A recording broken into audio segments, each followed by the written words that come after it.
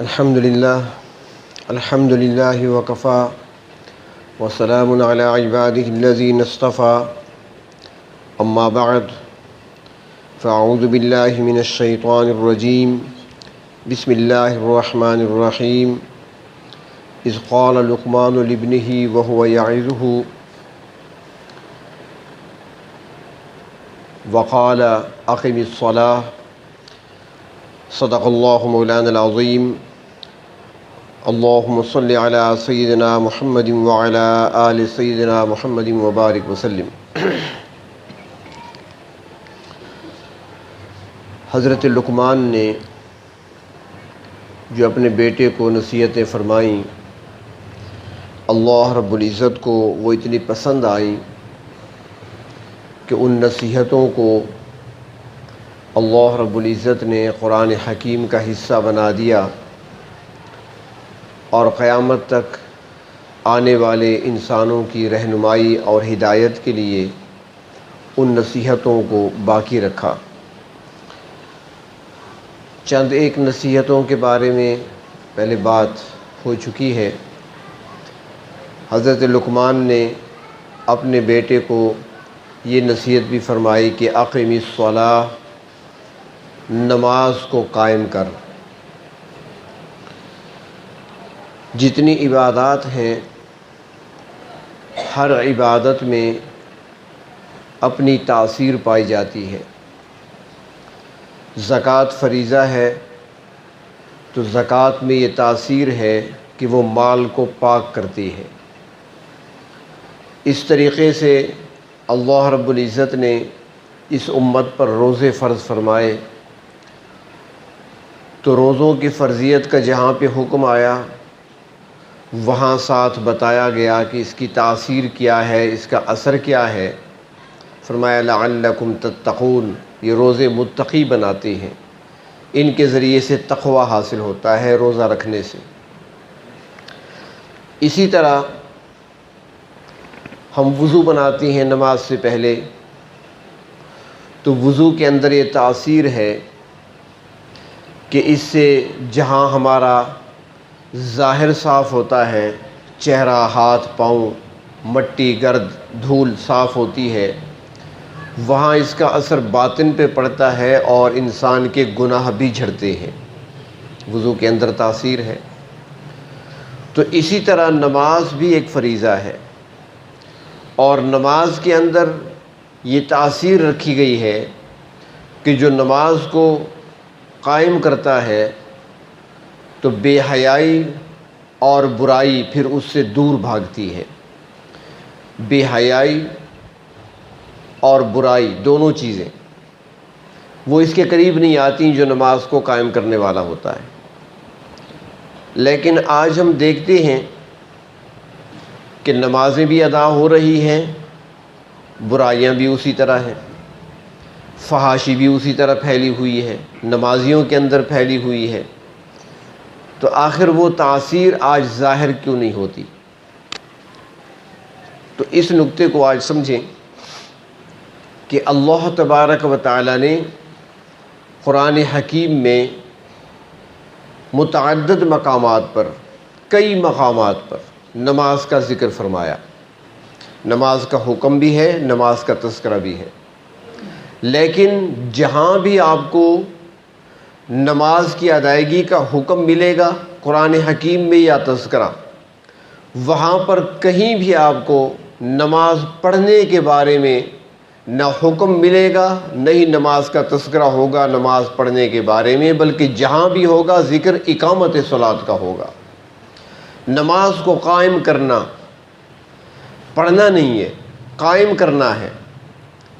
تو آج ہم نمازیں چونکہ قائم کرنے والے ہیں نہیں، ہمارے اندر اقامت صلاح ہے نہیں، ہمارے اندر صرف اداء صلاح ہے، ہم نماز کو پڑھنے والے ہیں، قائم کرنے والے نہیں رہے۔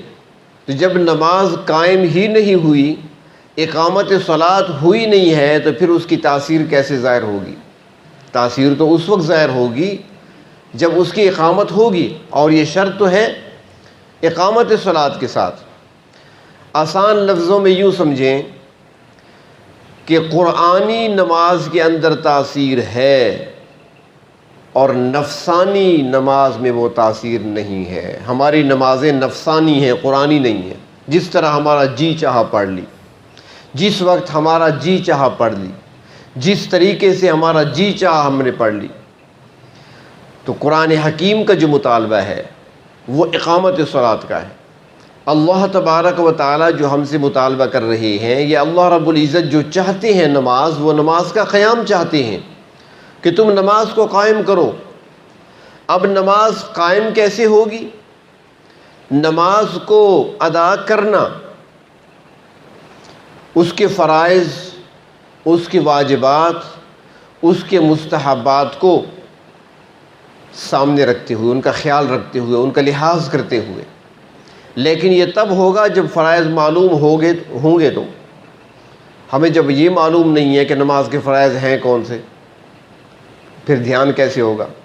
ہمیں جب یہ معلوم نہیں ہوگا کہ نماز کے واجبات کتنے ہیں اور کون کون سے ہیں، نماز کے اندر مستحبات کون کون سے ہیں اور کیا ہیں، جب ہم جانتے ہی نہیں ہیں، ہم نے سیکھنے کی کوشش ہی نہیں کی، تو پھر اقامت صلاۃ کیسے ہوگی؟ تو نماز کے لیے ضروری چیز پہلی یہ ہے کہ اس کے واجبات کا، اس کے فرائض کا لحاظ رکھا جائے۔ دوسری چیز، نماز کے اندر خشوع و خضوع ہو۔ پھر آپ کہیں گے خشوع خضوع کیا ہوتا ہے؟ تو یہ ایک الگ عنوان ہے، انشاءاللہ زندگی باقی تو اس پر بھی بات ہوگی کہ خشوع خضوع کسے کہتی ہیں اور خشوع و خضوع ہم کیسے حاصل کر سکتے ہیں نماز کے اندر، یہ ایک الگ عنوان ہے۔ نماز کے اندر خشوع و خضوع ہو، فرائض، واجبات، مستحبات اور سنن کا لحاظ رکھتے ہوئے نماز کو ادا کیا جائے، اور پھر نماز میں بندہ اپنے آپ کو رب کے سامنے تصور کرے کہ میں اللہ کے سامنے کھڑا ہوں۔ آج ذرا دیکھ لیں اقامت صلاۃ کے سلسلے میں کہ عدالتیں تو آپ نے دیکھی ہوئی ہیں، تقریباً اکثر ساتھیوں نے دیکھی ہوں گی، کسی نہ کسی بہانے دیکھ لی ہوگی۔ عدالت میں جب جج کرسی پہ بیٹھتا ہے اور جو کوئی جج کے پاس اندر حاضر ہوتا ہے عدالت میں، اس کو بلایا جاتا ہے، تو سب سے پہلی بات یہ ہے کہ وہ اپنا موبائل فون آف کرنا کبھی نہیں بھولتا، کبھی نہیں بھولا، کوئی بھی پہلے بند کرے گا۔ اسے پتہ ہے کہ اندر جا کر اگر میری گھنٹی بج گئی نا تو پھر ایسے ہو سکتا ہے کہ توہین عدالت پر سزا مجھے مل سکتی ہے، پہلے بند کرے گا۔ اس کے بعد جب اندر جا کر کھڑا ہوگا، اس کا دھیان، توجہ صرف ایک طرف ہوگی، یہاں تک کہ وہ وہاں تسبیح بھی پڑھنا بھول جائے گا۔ اگر وہ ذاکر ہے نا، وہ تسبیح بھی جیب میں ڈال دے گا کہ جج صاحب مجھے دیکھ رہے ہیں، وہ کہیں گے کہ بھئی میری بات نہیں سن رہا، تو تسبیح پڑھ رہا، تیرا خیال کسی اور طرف ہے، تسبیح بھی جیب میں ڈال دیتے ہیں۔ پوری توجہ دھیان سے کھڑے ہوتے ہیں کہ جج کی نظر مجھ پہ ہے۔ تو اب ہم سوچیں کہ جتنا دھیان ہم نے وہاں دیا تھا، ایک چھوٹی سی عدالت میں جتنا ہم خیال کرتے ہیں، آداب کا لحاظ رکھتے ہیں، کیا اتنا ادب، اتنا لحاظ ہم نے اللہ کی بارگاہ میں کیا ہے؟ کیا مسجد میں آتے ہوئے، نماز پہ کھڑے ہوتے ہوئے ہمیں موبائل فون اسی طرح بند کرنا یاد آتا ہے جس طرح عدالت میں یاد آ جاتا ہے؟ کیا یہاں پر ہماری توجہ دھیان اس طرح ہوتی ہے اللہ کی طرف جس طرح وہاں پر جج کی طرف ہوتی ہے، یا کسی تھانے میں تھانے دار صاحب کی طرف ہوتی ہے؟ تو اقامت صلاۃ میں یہی ہے کہ اللہ کی بارگاہ میں جب بندہ حاضر ہو تو پوری توجہ دھیان سے حاضر ہو، نماز کے واجبات، فرائض، مستحبات، سنن کا لحاظ رکھتے ہوئے نماز میں اپنے رب کے سامنے کھڑا ہو، اور اللہ رب العزت کی عظمت، اللہ کی بڑائی اور اس کی بزرگی کا تصور پورا اس کے دماغ کے اندر ہو کہ میں کس ذات کے آگے کھڑا ہوں۔ اور پھر جب ہم نماز پڑھتے ہیں تو ہم سجدے میں جاتے ہیں۔ کبھی ہم نے غور کیا کہ سجدے میں سر رکھ کر ہم کیا کہہ رہے ہیں؟ بزبان حال کہہ رہے ہیں، اللہ میں نے اپنی عقل کو، دماغ کو بھی آپ کے سامنے رکھ دیا، میں نے اپنی نگاہوں کو بھی آپ کے لیے جھکا دیا، میں نے اپنی زبان کو بھی آپ کے آگے جھکا دیا، اللہ میں نے اپنی کانوں کو بھی آپ کے آگے جھکا دیا، اللہ میں نے اپنے سر اور پیشانی کو بھی آپ کے آگے جھکا دیا۔ اب میری زبان وہ بولے گی جو آپ چاہیں گے، اب میری آنکھیں وہ دیکھیں گی جو آپ چاہیں گے، اب میرے کان وہ سنیں گے جو آپ چاہیں گے۔ گویا کہ ہم نماز کے اندر اللہ کے سامنے سجدہ ریز ہو کر ایک اقرار کر رہے ہیں، ایک عہد کر رہے ہیں ہم اللہ کے سامنے۔ اللہ ہم نے جھکا دیا اپنا سر آپ کے سامنے، اب اس زبان پہ غیبت نہیں آئے گی، اب اس زبان سے جھوٹ نہیں نکلے گا، اب اس کی زبان سے کسی کو دھوکہ نہیں دوں گا، اب اس کانوں سے فحش باتیں نہیں سنوں گا، اب ان کانوں سے میں ساز اور گانے نہیں سنوں گا، اب میری نگاہیں غلط طور پر کہیں پر نہیں پڑیں گی۔ گویا کہ ہم نے یہ عہد کیا اللہ سے۔ لیکن اقامت صلاۃ در حقیقت یہ ہے کہ پوری زندگی میں بندگی آ جائے، اور اس کا ہم نماز میں عہد کرتے ہیں، ایاک نعبد، اللہ تیری ہی عبادت کرتے ہیں۔ عبادت کیا ہے؟ بندگی ہے، اور بندگی صرف ہاتھ باندھ کے نہیں ہے، بندگی پوری زندگی میں ہے اور زندگی کے ہر شعبے میں ہے۔ تو اقامت صلاۃ کا اگر مفہوم کھولا جائے تو بہت وسعت اس کے اندر ہے کہ جب مسجد میں ہے تب بھی عبادت اللہ کی، مسجد سے باہر ہیں تب بھی عبادت اللہ کی، مسجد کے اندر بھی بندگی اللہ کی، مسجد سے باہر بھی بندگی اللہ کی۔ باہر نکلے ہیں تو وہاں بھی ہم سوچیں کہ میں کس سے عہد کر کے آ رہا ہوں۔ ابھی تو میں نے نماز پڑھی ہے، ابھی تو میں نے عہد کیا ایاک نعبد و ایاک نستعین، ابھی تو میں سجدے کر کے آ رہا ہوں، سر جھکا کے آ رہا ہوں اللہ کے سامنے۔ اللہ زبان بھی آپ نے دی ہے، کان بھی آپ نے دیے، آنکھیں بھی آپ نے دی ہیں، عقل اور دماغ بھی آپ نے عطا فرمایا ہے، آپ کی مرضی کے خلاف استعمال نہیں کروں گا۔ ابھی تو میں عہد کر کے آ رہا ہوں، ابھی باہر نکل کر عہد توڑ دیا، فوراً جھوٹ بولنے لگ گئے، فوراً دھوکہ دینا شروع کر دیا، فوراً ہم نے گاہکوں کے ساتھ، لوگوں کے ساتھ، راہ چلتے مسافروں کے ساتھ ہم نے دھوکے والی باتیں شروع کر دیں، جھوٹ بولنا شروع کر دیا، غیبت سننا شروع کر دیا، غیبت کرنا شروع کر دیا، چغلی کھانا شروع کر دیا، ساری جرائم نے شروع کر دی۔ تو کہاں ہے ہمارے اندر اقامت صلاۃ؟ ہم نمازوں کو پڑھتے ہیں، قائم نہیں کرتے، اور اللہ تبارک و تعالیٰ فرماتے ہیں قائم کرو نمازوں کو، اقیموا الصلاۃ، اقیموا الصلاۃ۔ اور جن کی تعریف بیان فرمائی وہاں بھی یہ فرمایا الذین یقیمون الصلاۃ، وہ لوگ ہیں ہدایت یافتہ، پہلے سپارے کے پہلے صفحے پر ہے، ھدی للمتقین الذین یؤمنون بالغیب ویقیمون الصلاۃ۔ کون سے لوگ ہیں ہدایت یافتہ، کون سے لوگ ہیں متقی؟ جو نمازوں کو قائم کرتے ہیں، پڑھنے کا نہیں فرمایا، قائم کرنے کا فرمایا۔ یہ اقامت کا لفظ قرآن حکیم میں دوسری جگہوں پہ بھی استعمال ہوا ہے۔ بنی اسرائیل کے بارے میں قرآن حکیم میں اللہ تعالیٰ فرماتے ہیں وَلَوْ أَنَّهُمْ أَقَامُوا التَّوْرَاةَ وَالْإِنْجِيلَ، اگر یہ لوگ جن کو تورات کتاب ملی تھی اور جن کو انجیل ملی تھی، یہود کو تورات ملی ہے حضرت موسیٰ علیہ السلام کے واسطے سے، عیسائیوں کو انجیل ملی ہے حضرت عیسیٰ علیہ السلام کے ذریعے سے۔ تو فرمایا کہ اگر یہ لوگ قائم کرتے، وہی لفظ ہے اقاموا التوراۃ والانجیل، تورات اور انجیل کو قائم کرتے۔ اب قائم کرنے کا کیا مطلب؟ یہ نہیں کہ پڑھتے، پڑھنا نہیں فرمایا کہ یہ پڑھتے تورات اور انجیل کو، نہیں، قائم کرتے، یعنی اس کو پڑھتے، اللہ کی نازل کردہ ان کتابوں کو سمجھتے، ان کے اندر جو درج احکامات ہیں ان پر عمل کرتے، ان کے مطابق زندگی گزارتے، ان احکام کو نافذ کرتے۔ یہ ہے اقامت۔ فرمایا کہ اگر یہ کرتے تو نتیجہ کیا ہوتا؟ آگے فرمایا کہ پھر اللہ تبارک و تعالی ان کے لیے رزق کے دروازے کھول دیتے، آسمان سے بھی اور زمین سے بھی۔ ان کو روزی ملتی اوپر سے بھی اور نیچے سے بھی روزی ان کو ملتی اگر یہ اقامت کا راستہ اختیار کرتے۔ یہ جماعت والے حضرات بیان کرتے ہیں نا، نماز کے جو فضائل بیان کرتے ہیں، اس میں دنیاوی جو فائدے ہیں 5 فائدے اس میں ہے نا، کہ روزی کے اسباب اللہ تعالیٰ بنا دیتی ہیں، وہ اقامت صلاۃ پہ شرط ہے، مشروط ہے وہ اقامت صلاۃ کے ساتھ۔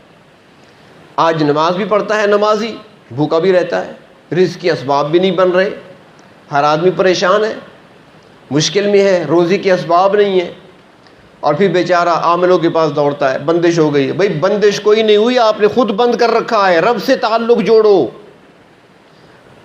روزی اللہ نے دینی ہے۔ آج یہ نکتہ سمجھ لیں کہ رزاق اللہ کی ذات ہے، اس کے علاوہ رزاق کوئی نہیں۔ روزی دینے والے رزاق وہ اللہ ہیں، اللہ کے سوا روزی دینے والا کوئی نہیں۔ جب روزی دینے والا کوئی نہیں تو روزی روکنے والا بھی اللہ کے سوا کوئی نہیں۔ کوئی نہیں روک سکتا آپ کی روزی، آپ نے خود ہی رکاوٹ ڈالی ہوئی ہے۔ کہتے ہیں چلتا ہوا کاروبار ٹھپ ہو گیا، اپنی زندگی پہ غور کرو نا، کہاں غلطی ہوئی ہے۔ ہمارے اکابرین سے جب کوئی اس طرح کی نعمت چھن جاتی تھی تو وہ اپنی زندگیوں پہ نظر کیا کرتے تھے، وہ اپنے حالات کو دیکھتے تھے، مجھ سے کہاں غلطی ہوئی ہے، آخر یہ نقصان کیوں ہو رہا ہے۔ تھوڑا سا نقصان ہوتا، بلکہ ہمارے ایک بزرگ تھے، ان کے بارے میں آتا ہے کہ ان کا جب گھوڑا کبھی سرکشی کرتا، گھوڑے کی سواری ہوا کرتی تھی، ہمیشہ تو پرسکون ہوتا تھا گھوڑا، جب بھی آتے اس کی رسی کھولی سوار ہو گئے، کبھی کبھی وہ لاتے مارتا تھا، تو جب بھی وہ سرکشی کرنے لگتا گھوڑا تو فوراً یہ گھوڑے کو چھوڑ دیتے، آ کر بیٹھ جاتے تھے کہ کہاں پر مجھ سے غلطی ہوئی ہے، کہاں پر مجھ سے اللہ کی نافرمانی ہوئی ہے کہ آج میرا گھوڑا سرکشی کر رہا ہے۔ یعنی وہ غلطیوں کو دیکھا کرتے تھے اپنی غلطیوں پر، اور ہم کیا کرتے ہیں، اپنی غلطیوں کو دیکھتے نہیں ہیں۔ ہم تو ٹھیک ہیں، میں نے تو نماز پڑھی ہے، میں نے تو تلاوت بھی کی تھی، میں نے تو ذکر بھی کیا تھا۔ بھئی غلطیوں کو دیکھیں، یہ تو آپ نے کیے تھے، غلطی کون سی ہوئی ہے؟ اگر آپ نے اللہ تبارک و تعالیٰ کو ناراض کر دیا ہے، نماز تو آپ نے پڑھی ہے لیکن اسی نماز پہ غور کریں کہ وہ نماز کیسے پڑھی ہے آپ نے۔ ایک نماز کا اثر اگر وہ صحیح طریقے سے ادا نہیں کی گئی تو اس کے اثرات برے ہوتے ہیں، اور صحیح طریقے سے ادا کی گئی تو اس کے پھر اچھے ثمرات سامنے آتے ہیں، نتیجہ اس کا سامنے آتا ہے۔ ہر عمل کی اپنی خوشبو بھی ہے، ہر عمل کا اپنا ذائقہ بھی ہے، ہر عمل کی اپنی لذت ہے، اللہ نے اس کے اندر رکھی ہوئی ہے، بشرطے کہ اس طریقے سے اس کو ادا کیا جائے، پھر وہ لذتیں محسوس ہوتی ہیں۔ لیکن آج ہم سارے کے سارے غافل ہیں، سارے کے سارے ہم سب میں غفلت پائی جاتی ہے۔ ایک بندہ ایسا نہیں ملے گا، نماز تو بڑی بات ہے، تسبیح پڑھتے ہوئے ایک بندہ ایسا نہیں ملے گا جو تسبیح پڑھ رہا ہو اور اس کا دھیان بھی اللہ کی طرف ہو۔ تسبیح تو دانے تو گر رہے ہیں لیکن دھیان کہیں اور ہے، خیال کہیں اور ہے، سوچ کہیں اور ہے، باتیں کہیں اور سن رہا ہے، توجہ کہیں اور رکھی ہوئی ہے۔ اللہ تبارک و تعالیٰ نے ہمیں جو حکم دیا ہے وہ اقامت الصلاۃ کا ہے، نماز کو قائم کرنا۔ اور جب ہم نماز کو اس طریقے سے قائم کریں گے، ہاں ایک بات میں یہاں پر کہہ دوں کہ نماز 2 رکعت بھی اگر کسی نے پڑھ لی، جس کو نماز کہا جاتا ہے، جس کو نماز قائم کرنا کہا گیا ہے، 2 رکعت، غفر لہ ما تقدم من ذنبہ، تو اس کے پچھلے سارے گناہ اللہ تعالیٰ معاف کر دیں گے۔ بلکہ یوں سمجھیں کہ زندگی بھر کے گناہ کیا ہیں، 2 رکعت نفل کی مار ہے، بشرط یہ کہ وہ 2 رکعت تو ہونا، اور آج تک ہم نے وہ 2 رکعتیں نہیں ادا کی۔ ہم پڑھتے رہے ہیں نمازیں، رٹی ہوئی ہیں نمازیں، ہم پڑھ رہے ہیں نمازیں، لیکن یہ اقامت صلاۃ نہیں ہے۔ ہم نے لحاظ نہیں رکھا اس میں، نہ واجبات کا، نہ فرائض کا، نہ سنن کا، نہ ہم نے کبھی دھیان دیا ہے کہ ہم کس کی بارگاہ میں کھڑے ہیں، نہ ہماری یہ توجہ ہوتی ہے۔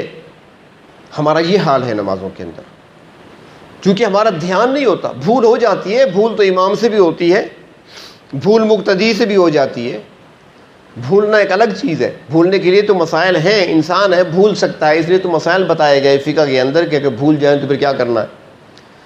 لیکن ہمارا بھولنا نہیں ہے، ہماری توجہ اور دھیان نہیں ہوتا اس طرف۔ ہم کھڑے ہوتے ہیں نماز کی حالت میں، دھیان کہیں اور ہوتا ہے، ہمارا خیال کہیں اور ہوتا ہے، ہم کچھ اور سوچ رہے ہوتے ہیں۔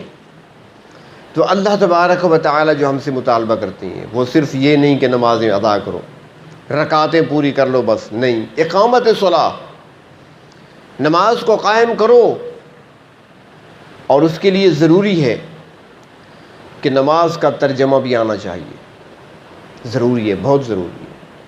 ہر مسجد میں اس کا اہتمام ہونا چاہیے، آپس میں تکرار ہونی چاہیے، جس طرح تبلیغ والے حضرات تکرار کرتے ہیں نا آپس میں، اس کا بھی تکرار، ترجمے کا، اور اس کے مفہوم کو سمجھیں، صرف ترجمہ رٹا ہوا بھی نہ ہو، رٹا ہوا ترجمہ نہ ہو۔ بچے یاد کرتے ہیں نا کہ پہلا کلمہ طیب، طیب معنی پاک، اب وہ یہ سمجھتے ہیں کہ سارا یہ جو ہم نے کہا ہے نا، یہ سارا جملہ کلمے کا حصہ ہے، اور پھر پڑھتے ہیں لا الہ الا اللہ، اللہ کے سوا کوئی معبود نہیں۔ اگر آپ اسے تشریح پوچھیں بھئی معبود کا کیا مطلب ہے، پتہ نہیں، معبود کسے کہتے ہیں، کوئی پتہ نہیں۔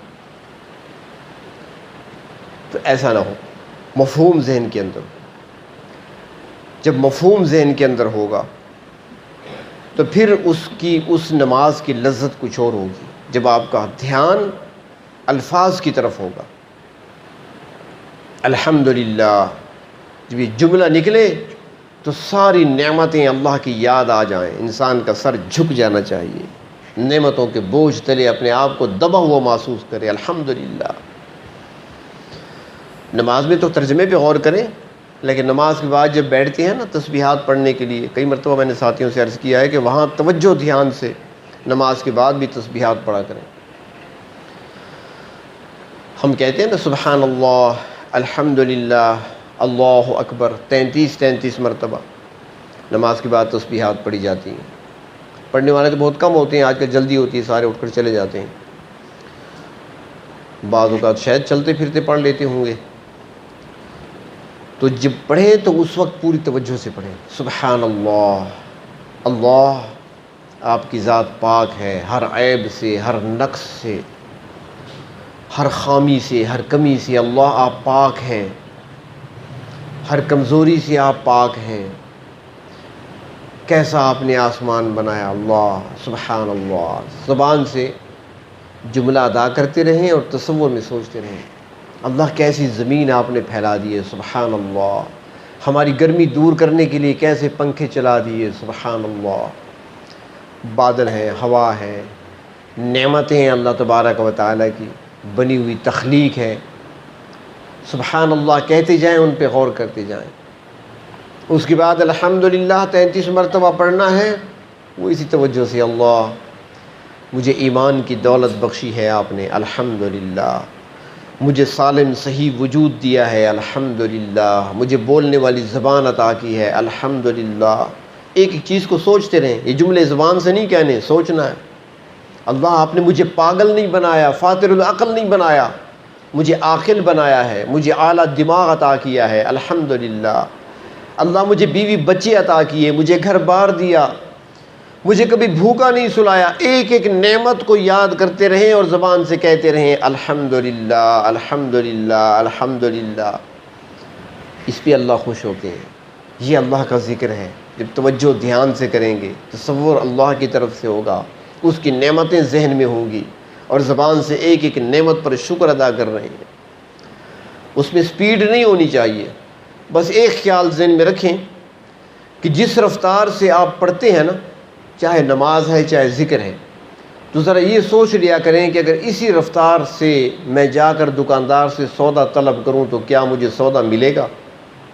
بھگا دے گا آپ کو، کیا کہہ رہے ہو، صحیح طریقے سے بات کرو۔ اس سے تم ایسے کبھی نہیں کہتے۔ جس تیزی میں، جس رفتار میں ہم نماز پڑھتے ہیں اللہ کے سامنے، نماز کیا ہے؟ اللہ سے باتیں کرنا ہے نا۔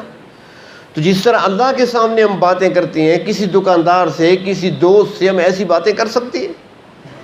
اگر اتنی سپیڈ اور روانی میں وہاں پر بات کریں گے، بھگا دے گا ہمیں، سودا کہاں ملے گا، اس کو سمجھ ہی نہیں آئے گی کیا کہہ رہے ہو تم۔ اور ہم اس انداز سے اللہ کے سامنے کھڑے ہو کر گفتگو کرتے ہیں، اللہ سے بات کرتے ہیں۔ یہ تصور لایا کریں کہ میں لوگوں سے کیسے بولتا ہوں، اللہ سے کیسے بات کرتا ہوں، میں اپنے باپ کے سامنے کیسے ادب سے بولتا ہوں، اللہ کے سامنے کیسے بول رہا ہوں، میں کسی پولیس والے کے سامنے کیسے بات کرتا ہوں، اور یہاں میں اللہ کے سامنے کیسے بات کر رہا ہوں کہ اللہ تبارک و تعالیٰ کم ہستی ہیں؟ تو اللہ تبارک و تعالیٰ کی عظمت، اللہ کی شان، اس کی جلالت وہ ہمارے دل و دماغ میں ہونی چاہیے، اور اس انداز سے جب ہم نماز کو ادا کریں گے تو پھر یہ اقامت صلاۃ کے معنی میں آئے گی۔ اس لیے نماز کا ترجمہ بھی سیکھنا چاہیے اور باادب طریقے سے نماز کو ادا کرنا چاہیے، اور پھر یہی نماز ہمارے لیے روزی کھینچنے کا ذریعہ بھی بنتی ہے۔ اسی نماز کے ذریعے سے اللہ تبارک و تعالی خشک سالی کو بھی دور کرتے ہیں، قحط سالی کو بھی دور کرتے ہیں، اور اسی نماز کے ذریعے سے اللہ تبارک و تعالی سارے دنیا کے کام بناتے ہیں اپنے بندوں کے، بشرطے کہ وہ اقامت صلاۃ۔ بیماریوں سے بھی شفا ملتی ہے جو نماز کو صحیح معنوں میں قائم کرے، صرف 2 رکعت پڑھ لے صحیح معنوں میں، ابھی وہ فارغ نہیں ہوا ہوگا کہ اللہ تبارک و تعالی